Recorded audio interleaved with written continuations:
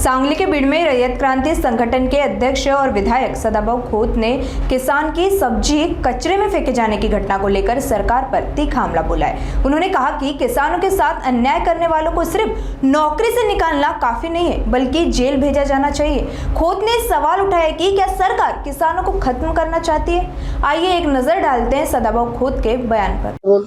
बीड शहरामध्ये शेतकऱ्याचा भाजीपाला माऊली विकत बसलेली होती, तो भाजीपाला उचलून कचऱ्याच्या डब्यामध्ये फेकला।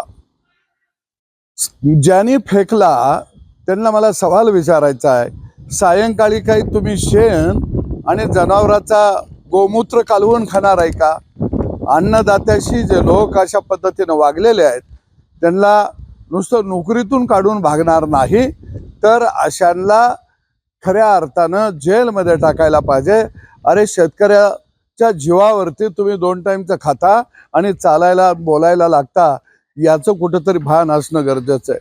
आज शेतकरी खऱ्या अर्थानं चारी बाजूनं कुंडीमध्ये सापडलेला आहे। यावर्षी पाऊस पडेल का नाही याची भीती त्याच्या मनामध्ये निर्माण झालेली आहे। दुसऱ्या बाजूला त्याचा शेतीचा जोडधंदा तो सुद्धा त्या अडचणीत आलेला आहे।